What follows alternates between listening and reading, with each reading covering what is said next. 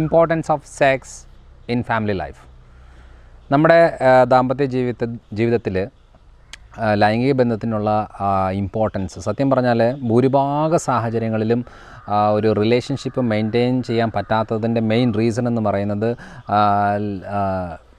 Sexual life മോശമായതുകൊണ്ടാണ്. കാരണം ഒന്നാമത് ഒരു ഇൻറ്റിമസി കാണത്തില്ല, കരുതൽ വേണമെന്ന് നിർബന്ധങ്ങളില്ല. അപ്പോൾ തന്നെ ചെറിയ കുറ്റങ്ങളും വലിയ കുറ്റങ്ങളായി മാറും. കാരണം എന്ന് വെച്ചാൽ അതിൻ്റെ എല്ലാ അടിസ്ഥാനപരമായിട്ട് കാര്യങ്ങൾ നോക്കിക്കഴിഞ്ഞാൽ ചില ആളുകൾ പറയാനുണ്ട്, എനിക്ക് 2 മക്കളുണ്ട്, ഇപ്പം 14 കല്യാണം കഴിഞ്ഞിട്ട് 14 കൊല്ലങ്ങളായി, പക്ഷേ കഴിഞ്ഞ 8 കൊല്ലങ്ങളായിട്ട് സെക്സ് എന്ന് പറയുന്ന കാര്യമേ ഇല്ല. പിന്നെ അതൊരു ഇപ്പോൾ ശീലമായതുകൊണ്ട് ഞങ്ങൾക്ക് അതിനെക്കുറിച്ച് ഒരു ഇതായിട്ട് തോന്നുന്നില്ല എന്ന രീതിയിലൊക്കെ പറയുന്നവരുണ്ട്. ചില ആളുകൾ ക്ലിനിക്കിൽ വന്ന് പറയാറുണ്ട് കൺസൾട്ടേഷൻ്റെ സമയത്ത്, അതായത് ഡോക്ടറെ എനിക്കിപ്പോൾ അങ്ങനെ ഒരു ഇതേ വരുന്നില്ല, കാരണം എനിക്കൊരു ഉദ്ധാരണമേ നടക്കുന്നില്ല, എനിക്ക് ഒരു പേടി എന്നാന്ന് വെച്ചാൽ എൻ്റെ വൈഫിന് ഇപ്പോൾ എന്നോടൊരു വിലയില്ല, അല്ലെന്നുണ്ടെങ്കിൽ എന്നോടൊരു താല്പര്യം കുറവാണ് എന്ന രീതിയിൽ, കാരണം എനിക്കൊന്നും ചെയ്യാൻ പറ്റുന്നില്ല എന്നുള്ള രീതിയിലേക്കാണ് കാര്യം പോയിക്കൊണ്ടിരിക്കുന്നത്. കഴിഞ്ഞ തവണ വേറൊരു കപ്പിൾ വന്നിട്ട് പറഞ്ഞേക്കുന്ന കാര്യം എന്താണെന്ന് വെച്ചാൽ, അതായത് കല്യാണം കഴിഞ്ഞിട്ട് 6 കൊല്ലം കഴിഞ്ഞിട്ട് ഒരു തവണ പോലും സെക്സ് ചെയ്തിട്ടില്ല. അപ്പം ഒന്ന് ആലോചിച്ച് നോക്കിക്കേ, എന്നിട്ടും അവർ പിടിച്ച് നിൽക്കണം, ആ ഒരു റിലേഷൻ പിടിച്ച് നിൽക്കണം എന്നുണ്ടെങ്കിൽ അത് അത്രത്തോളം ത്യാഗം ചെയ്തുകൊണ്ടാണ് ആ റിലേഷൻ മെയിൻറ്റെയിൻ ആകുന്നത്.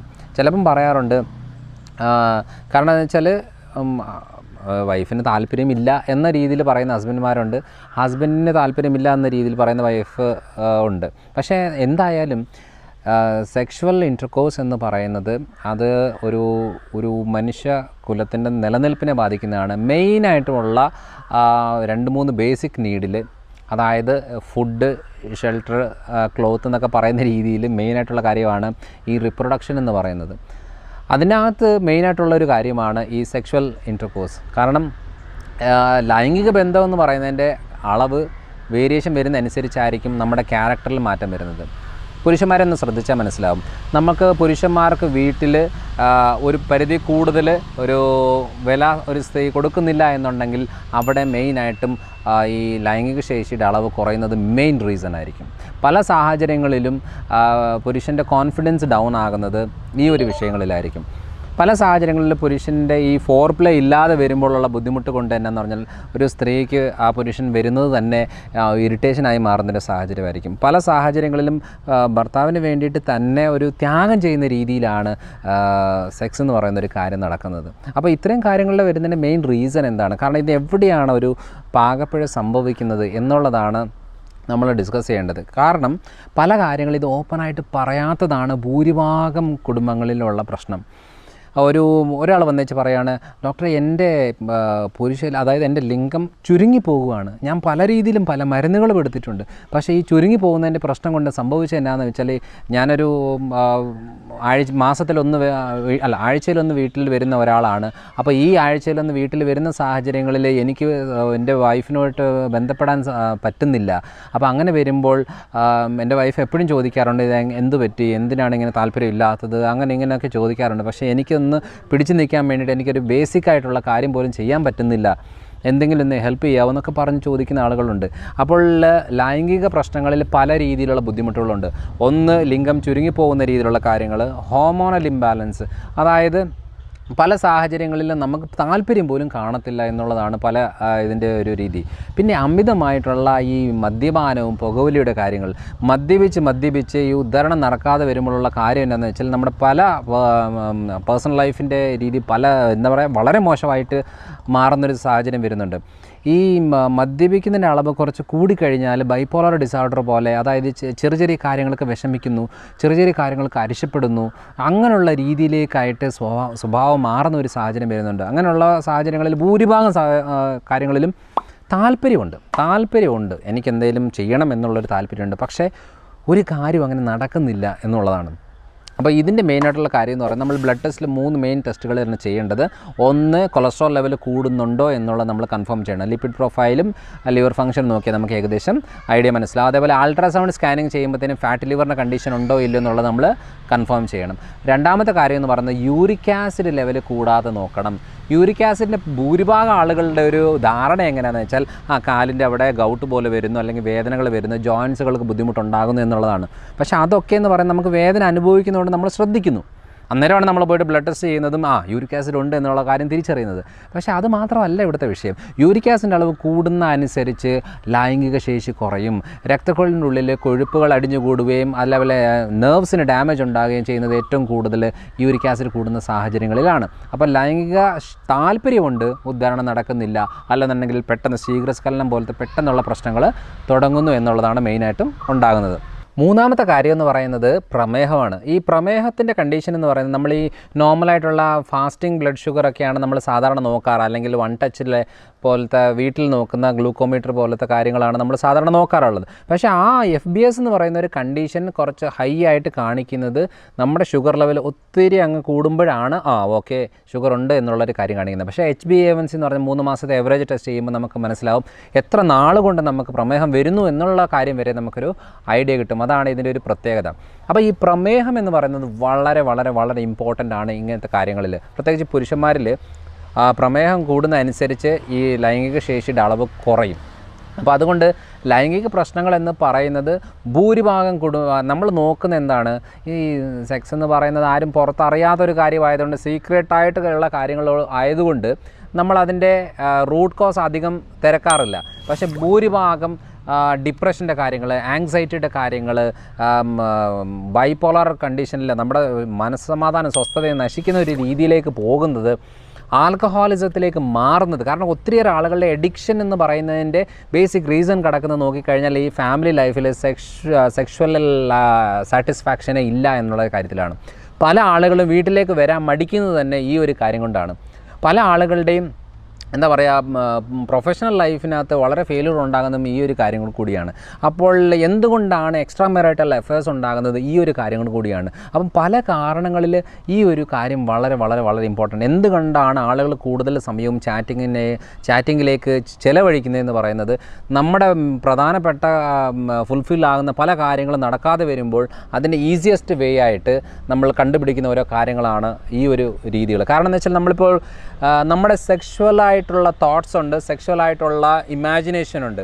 ഇതൊക്കെ നമുക്ക് ചാറ്റിങ്ങിലൂടെ നമുക്ക് ഫുൾഫിൽ ചെയ്യാൻ പറ്റും. പക്ഷേ പെർഫോമൻസിലേക്ക് വരുമ്പോൾ നടക്കത്തില്ല. അതാണ് ഇതിൻ്റെ മെയിൻ റീസൺ. അപ്പോൾ അങ്ങനെയുള്ള കാര്യങ്ങളിൽ നമ്മൾ ശ്രദ്ധിക്കേണ്ട കാര്യം എന്താണെന്ന് വെച്ചാൽ, നമ്മുടെ അടിസ്ഥാനപരമായിട്ടുള്ള പ്രശ്നം എന്ന് പറയുന്നത് ഈ സെക്ഷുവൽ സാറ്റിസ്ഫാക്ഷൻ ഇല്ല എന്നുള്ളതാണ്. അതിന് ഭൂരിഭാഗം സാഹചര്യങ്ങളിൽ ശാരീരികമായിട്ടുള്ള പ്രശ്നങ്ങൾ ഞാൻ മെയിനായിട്ടുള്ളത് എടുത്തു പറഞ്ഞു. പിന്നെയുള്ളത് മാനസികമായിട്ടുള്ള കാര്യങ്ങളാണ്. സ്ട്രെസ് ലെവല്, ടാർഗറ്റുകൾ, അതേപോലെ ഫിനാൻഷ്യലായിട്ടുള്ള ബുദ്ധിമുട്ടുകൾ, പിന്നെ നമ്മുടെ ഇക്കണോമിക് സ്റ്റേറ്റസ്, നമ്മുടെ എന്താ പറയുക, സാമ്പത്തികമായിട്ടും മാത്രമല്ല നമ്മുടെ വീടും പരിസരവും അതിന് നമ്മുടെ ചുറ്റിനുമുള്ള ആളുകളും ഇതെല്ലാം ഇതിനകത്ത് ബാധിക്കുന്ന ഒരു കാര്യമാണ്. അതുകൊണ്ട് പല സാഹചര്യങ്ങളും ഞാൻ പറയാറുണ്ട്. ഇപ്പം ദമ്പതികൾ വന്നിച്ച് പറയും ഇങ്ങനെ നടക്കുന്നില്ല കാര്യങ്ങളെന്ന് പറയുമ്പോൾ ഞാൻ പറയും, നിങ്ങളൊരു കാര്യം ചെയ്യും, ഒരു 2 ദിവസത്തേക്ക് നിങ്ങളുടെ മക്കളെ വീട്ടിൽ അപ്പനും അമ്മയുടെയും കൂടെ നിർത്തിച്ച് നിങ്ങൾ ഒരു ദിവസം ഒരു രാവിലെ തൊട്ട് വൈകുന്നേരം വരെ ഒന്ന് പുറത്ത് പോയിട്ട് വരിക, അല്ലെന്നുണ്ടെങ്കിൽ 2 ദിവസത്തേക്ക് ഒരു ടൂറായിട്ട് പോകുക. ആ ടൂറാന്ന് പറയാതിരുന്നാൽ മതി.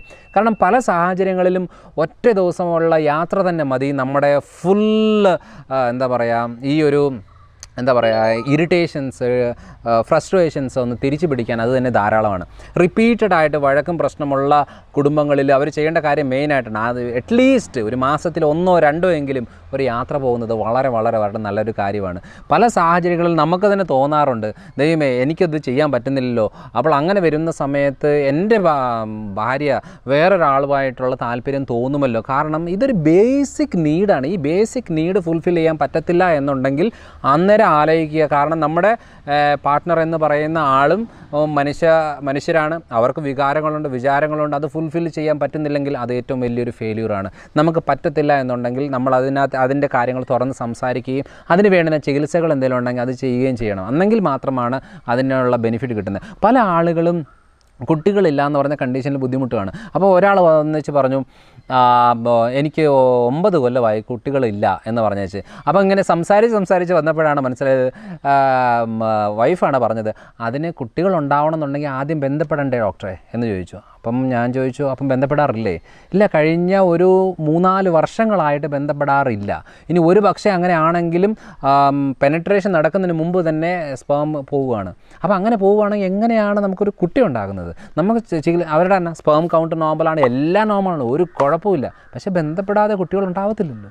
ഇനിയിപ്പോൾ അങ്ങനെ ആകുന്ന രീതിയിലേക്കാണെന്നുണ്ടെങ്കിൽ, ഇനി തീരെ പറ്റാത്ത സാഹചര്യമാണെങ്കിൽ നമുക്ക് വേറെ രീതിയിലേക്ക് നോക്കണം. IVF റിലേറ്റഡ് ആയിട്ടുള്ള കാര്യങ്ങൾ അങ്ങനെയെങ്കിലും വേണ്ടി വരും. പക്ഷേ ഒന്ന് ആലോചിച്ച് നോക്കുക, നമ്മളിത് ഓപ്പണായിട്ട് ചിന്തിക്കുന്നില്ല. അതായത് ഓപ്പണായിട്ട് പറയാത്തൊരു പ്രശ്നമാണ്. ഭൂരിഭാഗം ആളുകൾക്കും പറയാൻ പറ്റുന്നില്ല. കഴിഞ്ഞ തവണ ഒരു 34 വയസ്സുള്ളൊരു യുവാവ് വന്നിച്ച് പറയുകയാണ്, എനിക്ക് കല്യാണം കഴിഞ്ഞിട്ട് ഇപ്പോൾ 1 കൊല്ലമായി, പക്ഷേ എൻ്റെ സ്കിൻ പുറകോട്ട് പോകുന്നില്ല എന്നുള്ളതാണ്.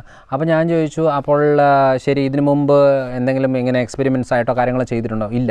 34 വയസ്സ് വരെ യാതൊരു രീതിയിലുള്ള സെക്ഷുവലായിട്ടുള്ള ഇൻട്രാക്ഷൻസോ അല്ലെങ്കിൽ മാസ്റ്റർബേഷൻ ഒരു കാര്യവും ചെയ്യുക, ഒരു ഐഡിയ ഇല്ലാത്ത ഒരാൾ കല്യാണം കഴിഞ്ഞിട്ട് 1 കൊല്ലമായിട്ടും ഇത് നടക്കാതെ വരുമ്പോൾ, ഒരു ഡോക്ടറെ കാണാൻ വരുമ്പോഴുള്ള ഒരു അവസ്ഥ ഒന്ന് ആലോചിച്ച് നോക്കിക്കേ. ആ വൈഫിൻ്റെ ഒരു സ്ഥിതി ഒന്ന് നോക്കിക്കേ. ഇത്രയ്ക്കും ഒരു ബേസിക് കാര്യം പോലും അറിയാത്ത ഒരാളെയാണല്ലോ ഞാൻ കിട്ടിയെന്ന് പറയുന്ന ഒരു ഫ്രസ്ട്രേഷൻ ആയിരിക്കും ആ വൈഫിന് വരുന്നത്.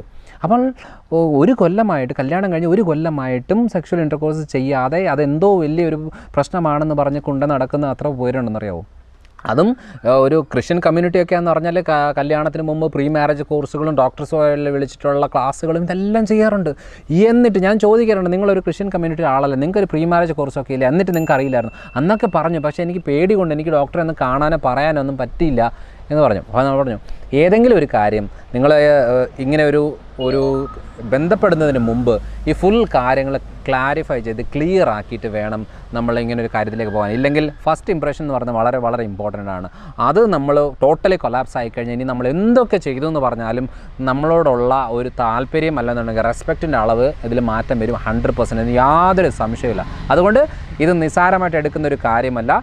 ഈ സെക്സ്വൽ സാറ്റിസ്ഫാക്ഷൻ എന്ന് പറയുന്നത് ഏതൊരു റിലേഷൻഷിപ്പിനും, അതായത് ഹസ്ബൻഡ് ആൻഡ് വൈഫ്, കാമുകൻ ഏതും ആയിക്കോട്ടെ, ഗേൾ ഫ്രണ്ട് ബോയ് ഫ്രണ്ട്, ഏതൊരു റിലേഷൻഷിപ്പിൻ്റെ അടിസ്ഥാനപരമായിട്ടുള്ള ഒരു കാര്യമാണ്. പക്ഷേ നമ്മുടെ ഒരു കൾച്ചറിനനുസരിച്ച് കല്യാണം കഴിഞ്ഞ് ഒരു ഫാമിലി ലൈഫ് എന്നൊക്കെ പറയുന്ന രീതിയിലേക്ക് വന്നു കഴിയുമ്പോൾ പല ആളുകളും പറയുന്നത് പെട്ടുപോയി, അല്ലെന്നുണ്ടെങ്കിൽ വീട്ടുകാർ നിർബന്ധിച്ച് കെട്ടിച്ചതാണ്, നിവൃത്തിയില്ലാതെ കെട്ടിയതാണ്, പൈസ നോക്കി കെട്ടിയതാണ് എന്നൊക്കെ പറഞ്ഞേച്ച് ജീവിതകാലം മുഴുവനും ഇങ്ങനെ എന്താ പറയുക, സ്വയം പഴിച്ച് നമ്മൾ കെട്ടിയ ആൾക്കാരെയും പഴിച്ച് ഇങ്ങനെ ജീവിക്കുന്നതിനേക്കാളും നല്ല ഓപ്ഷൻ അതിനുള്ള പോംവഴി എന്താണ്, അതിന് എന്തൊക്കെയാണ് കാരണങ്ങൾ, ഇതൊക്കെ കണ്ടുപിടിച്ച് വിദഗ്ധരായ ആൾക്കാരുടെ അടുത്ത് നിന്ന് ഗൈഡൻസ് എടുത്തുകൊണ്ട് അതിന് വേണ്ടുന്ന ട്രീറ്റ്മെൻറ്റ്, ലൈഫ് സ്റ്റൈൽ മോഡിഫിക്കേഷൻ എല്ലാം വരുത്തിയിട്ട് മുന്നോട്ട് പോകുന്നതായിരിക്കും ഏറ്റവും നല്ലൊരു കാര്യം. അതുകൊണ്ട് സെക്സ് എന്ന് പറയുന്ന ഒരു കാര്യം നമ്മൾ ഓപ്പണായിട്ട് സംസാരിക്കേണ്ട വിഷയമാണ്. കുഞ്ഞു കുട്ടികൾക്ക് പോലും അറിയില്ല. അതായത് നമ്മുടെ ഹൈസ്കൂളിലൊക്കെ, ഞാൻ കുഞ്ഞുകുട്ടി എന്ന് ഉദ്ദേശിക്കുന്നത് ഹൈസ്കൂളിലെ കാര്യങ്ങളാണ്. ഹൈസ്കൂളും +2 സാഹചര്യങ്ങൾ ഏരിയകളിലൊക്കെ ഡോക്ടേഴ്സിനെ വിളിച്ചിട്ട് വേണം ഈ ക്ലാസ്സുകൾ കൊടുക്കാൻ. കാരണം ഭൂരിഭാഗം ടീച്ചേഴ്സിന് ഇതിന് ഒരു നാണക്കേടായിട്ട് അവതരിപ്പിക്കുന്ന ഒരു കാര്യമാണ്. ഇത് നിങ്ങൾ വായിച്ച് പഠിച്ചാൽ മതി എന്ന രീതിയിലേക്ക് വിടുകയാണ്. കാരണം എന്താണ്, അവർക്ക് ഈ ടീച്ചേഴ്സ് എന്ന് പറയുമ്പോൾ എല്ലാ ടീച്ചേഴ്സും അങ്ങനെയല്ല, എന്നാലും ഭൂരിഭാഗം ടീച്ചേഴ്സിന് ഒരു ചെറിയൊരു മടിയുണ്ട് ഈ സെക്ഷൽ കാര്യങ്ങൾ, അല്ലെന്നുണ്ടെങ്കിൽ റീപ്രൊഡക്ഷനെ കുറിച്ച് പറയുന്നത്, ലൈംഗിക അവയവങ്ങളെക്കുറിച്ച് എക്സ്പ്ലെയിൻ ചെയ്യുന്നതിനെക്കുറിച്ചുള്ളൊരു മടിയുള്ളത് കൊണ്ട് എന്നാന്ന് പറഞ്ഞാൽ അവർ ഇങ്ങനെയായിട്ട് അത് ലൈറ്റായിട്ട് അങ്ങ് വിട്ട് കളയും. അങ്ങനെ വരുമ്പോൾ എന്നാ കുട്ടികൾ വീഡിയോസിൻ്റെ രീതിയിലോ അല്ലെന്നുണ്ടെങ്കിൽ യൂട്യൂബുകളിലോ അല്ലെന്നുണ്ടെങ്കിൽ ബുക്കുകളിലോ അല്ലെങ്കിൽ അടുത്തുള്ള ആളുടെ ഒപ്പീനിയൻ എടുത്തുകൊണ്ടായിരിക്കും ഇതിനെക്കുറിച്ചൊരു ഐഡിയ കിട്ടുന്നത്. അപ്പം ഭൂരിഭാഗം നോളജ് റോങ് ആയിരിക്കും. അപ്പോൾ അതുകൊണ്ട് ചെയ്യേണ്ടതെന്ന് വെച്ചാൽ ഹെൽത്ത് എഡ്യൂക്കേഷൻ ആയാലും അതായത് പൊളിറ്റീഷ്യൻസ് ആയാലും അതൊരു റൂൾസ് ഉണ്ടാക്കി എടുക്കുക. കാരണം നോർമലായിട്ട് നമ്മൾ പഠിപ്പിക്കുന്ന രീതി അല്ലാതെ ഹെൽത്ത് ഒഫീഷ്യൽസ്, അത് ഇപ്പോൾ ഒരു സ്റ്റാഫ് നഴ്സ് ആയാലും കുഴപ്പമില്ല, അല്ലെങ്കിൽ ഹെൽത്ത് ഇൻസ്പെക്ടർ ആയാലും കുഴപ്പമില്ല, അല്ലെന്നുണ്ടെങ്കിൽ ഡോക്ടേഴ്സ് ആയാലും ആരായാലും അവർക്ക് ആ ഒരു രീതിയിൽ, കാരണം ഇപ്പം ഗവൺമെൻറ്റിലാകുന്നില്ലെന്നെങ്കിൽ പ്രൈവറ്റ് സെക്ടറിലെങ്കിലും ഒരു സ്പെഷ്യലൈസ്ഡ് ആയിട്ടുള്ള ഡോക്ടറെ വിളിച്ചിട്ട് വേണം ഇങ്ങനെ ഒരു ക്ലാസ്സുകൾ കൊടുക്കാൻ. അപ്പം ഡോക്ടേഴ്സിന് ഇത് ഓപ്പണായിട്ട് പറയാൻ കുഴപ്പമില്ല. കാരണം ഡോക്ടേഴ്സ് ഓരോ കാര്യങ്ങളും ഈ പഠിക്കുന്ന രീതികൾ ഫുള്ളായിട്ട് ഈ ഒരു രീതി ആയതുകൊണ്ട് അവിടെ വേറൊരു രീതിയിലേക്ക് നമ്മൾക്ക് എന്താ പറയുക, അവിടെ ഒരു തമാശയോ കളിയോ കാര്യങ്ങളോ ഒന്നും വരാതെ അത് സീരിയസ് ആയിട്ട് കാര്യങ്ങൾ അവതരിപ്പിക്കാനും അത് സീരിയസ് ആയിട്ട് കുട്ടികൾ എടുക്കാനും സാധിക്കും. അങ്ങനെയാണ് അത് കുറച്ചുകൂടെ ഒരു ബെറ്റർ ഓപ്ഷനിലേക്ക് കൊണ്ടുപോകാൻ സാധിക്കുന്നത്. കാരണം എഡ്യൂക്കേഷൻ വളരെ വളരെ ഇമ്പോർട്ടൻ്റ് ആണ്. ഞാൻ ഈ വീഡിയോകളിലൂടെ ചെയ്യുന്നത് മെയിൻ കാര്യം, നമ്മൾ ചികിത്സിക്കുന്ന ഒരു 100 പേരെ ചികിത്സിച്ചിട്ട് നമുക്ക് നല്ല റിസൾട്ട് കിട്ടിയെന്നല്ല. ലോകം മുഴുവനുമുള്ള ആളുകൾ ഇത് കാണണം, കണ്ടിട്ട് അവരുടെ ലൈഫിലേക്ക് എന്തൊക്കെ ഉപയോഗപ്പെടുത്താൻ പറ്റുന്നോ അതെല്ലാം ഉപയോഗപ്പെടുത്തിയിട്ട് അവരുടെ ലൈഫ് കുറച്ചുകൂടെ ബെറ്റർ ആക്കാനുള്ള രീതിയിലേക്ക് വേണ്ടിയിട്ടാണ് ഞങ്ങൾ സ്ഥിരമായിട്ട് ഈ വീഡിയോ ചെയ്യുന്നത്. അപ്പോൾ അടുത്ത തവണ അടുത്തൊരു വിഷയമായിട്ട് വരാം.